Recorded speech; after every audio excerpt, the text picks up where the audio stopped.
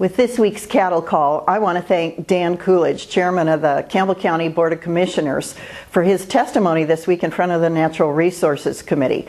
You know, Wyoming County Commissioners and other people who've come out to testify have been so helpful in explaining to people in Congress the tie between responsible stewardship in the use of our natural resources, the jobs, and the lifestyle that they create.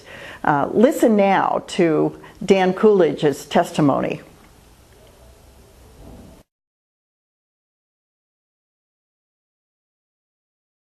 Switch to Mr. Coolidge.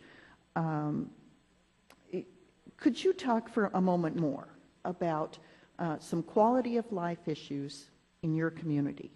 When you've got a single mother who can drive down to a coal mine and run a coal truck that is as big as a building and make a fabulous livable wage job while her kids are in some of the finest public schools in America, what does that do for Campbell County? What does that do for the average American single mom? What will that do for the average member of the Crow tribe if they get their mind going? Thank you. It's a very good question. You know, that's the beautiful thing about Gillette, Wyoming. When I moved there, I wasn't too excited about the prospect of living there because, quite frankly, it had the reputation of any boomtown, and thought I'd spend a couple years there and move on. And quite frankly, everybody that lives there has that same story, and it's a wonderful community.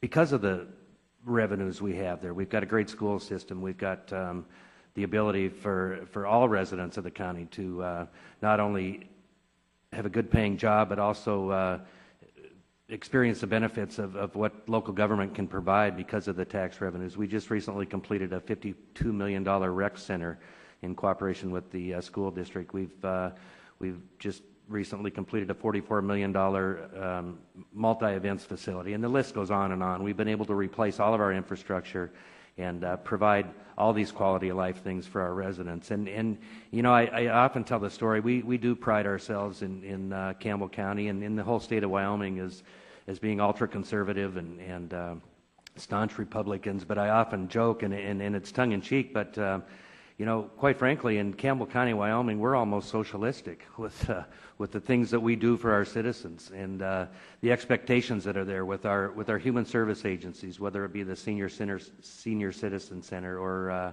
our homeless shelter, and the list goes on and on. So it makes for a great place to live.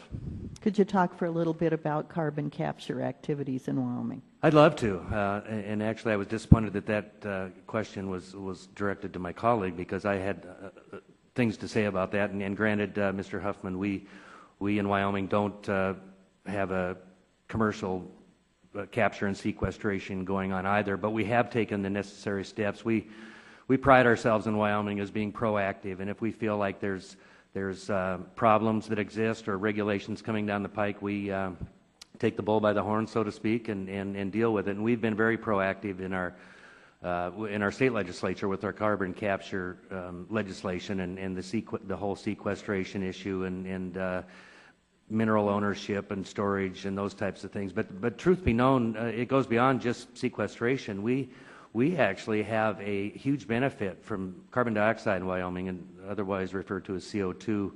We utilize CO2 for tertiary recovery projects, and we pump that CO2 into the hydrocarbon, the oil-bearing formation, and realize great returns from that tertiary recovery. As a matter of fact, the near the Naval Petroleum Reserve, the old Teapot Dome we all know so much about, the Salt Creek oil field, which is still the largest sweet oil field in the continental U.S., and that production has almost tripled in the last 10 years because of CO2. So our answer to CO2 is send us more. We can use all of it, and we can do good things with it.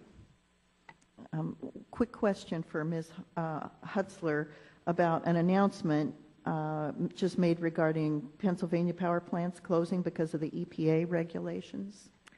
Yes, First Energy Corporation is closing 2 of their coal-fired power plants, and that's 10% of their capacity. And it's going to affect 380 80 employees, and that's due to EPA regulations. Thank you. Wyoming celebrated its Statehood Day, July 10th, just a few days ago. And so on this Statehood Week, I want to thank Wyoming County Commissioners, Wyoming legislators, local officials, and people who work extracting natural resources in Wyoming and their families for keeping Wyoming one of the most beautiful places to live, to work, to be educated, to recreate. And the lifestyles that you create for our families, the energy that you create for this country, the electricity at affordable prices and in abundance, it's all the Wyoming way. Thanks to all of you for this week's Cattle Call. I'm Cynthia Lummis.